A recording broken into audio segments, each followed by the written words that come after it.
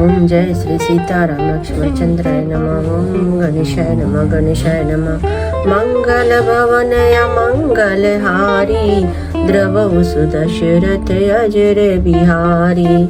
ओम श्री गणेशाय नमः। श्री जानकी वल्लभो विजयते, श्री रामचरितमानस पंचम सोपान। सुंदर कांड। श्लोक शांतम शाश्वतम प्रमेयमनघम निर्वाण शांति प्रदम। ब्रह्मा शंभो फणीन्द्र सेव्य मनीषं वेदांत वेद्यं विभुं। रामाख्यं जगदीश्वरं सुरगुरुं माया मनुष्यं हरि। वंदेहं करुणाकरं रघुवरं भूपाल चूड़ामणिं। शांत सनातन अप्रमेय प्रमाणों से परे निष्पाप मोक्ष रूप परम शांति देने वाले ब्रह्मा शंभु और शेष जी, निरंतर सेवित वेदांत के द्वारा जानने योग्य सर्वव्यापक देवताओं में सबसे बड़े, माया से मनुष्य रूप में दिखने वाले, समस्त पापों को हरने वाले, करुणा की खान, रघुकुल श्रेष्ठ तथा राजाओं के शिरोमणि राम कहलाने वाले जगदीश्वर की मैं वंदना करता हूँ। नान्यास्पृहा रघुपते हृदये स्मदीये, सत्यं वदामि च भवान् अखिलान्तरात्मा। भक्तिं प्रयच्छ रघुपुङ्गव निर्भरां मे, कामादिदोषरहितं कुरु मानसं च। हे रघुनाथ जी, मैं सत्य कहता हूँ और फिर आप सबके अंतरात्मा ही है। सब जानते ही हैं कि मेरे हृदय में दूसरी कोई इच्छा नहीं है। हे रघुकुल श्रेष्ठ, मुझे अपनी निर्भरा पूर्ण भक्ति दीजिए और मेरे मन को काम आदि दोषों से रहित कीजिए। अतुलित बलधामं हेमशैलाभदेहं, दनुजवन कृशानं ज्ञानिनाम् अग्रगण्यं।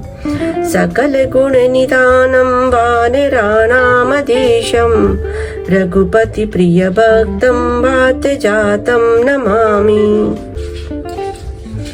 अतुल बल के धाम, सोने के पर्वत, सुमेरु के समान कांति युक्त शरीर वाले दैत्य रूपी वन को ध्वंस करने के लिए अग्नि रूपी या ज्ञानियों में अग्रगण्य, संपूर्ण गुणों के निधान, वानरों के स्वामी श्री रघुनाथ जी के प्रिय भक्त पवन पुत्र श्री हनुमान जी को मैं प्रणाम करता हूँ।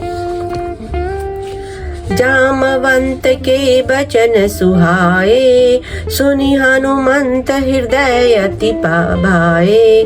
तब लगी मोहि परखेउ तुम भाई, सही दुख कंद मूल फल खाई।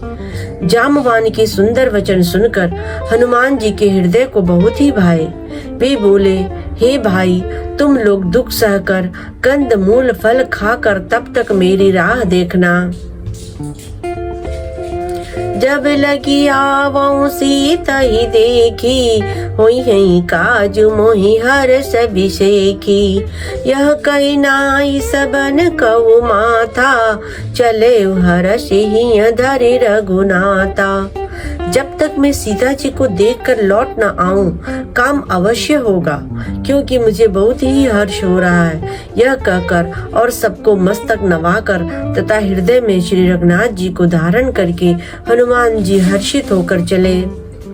सिंधु तीर एक भूधर सुंदर, कौतुक कूदी चढ़े उताऊ पर। बार बार रघुबीर संभारी, तर के पवन तनय बल भारी। समुद्र के तीर पर एक सुंदर पर्वत था।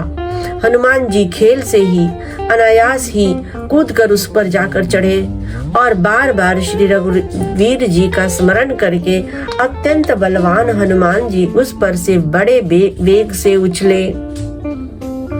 जय गिरि चरण दे हनुमंता, चले उसुगा पाताल तुरंता। जिमि अमोघ रघुपति कर बाना, एई भांति चले हनुमाना। जिस पर्वत पर हनुमान जी पैर रखकर चले, जिस पर से वे उछले, वह तुरंत ही पाताल में धंस गया। जैसे श्री रघुनाथ जी का अमोघ बाण चलता है, उसी तरह हनुमान जी चले।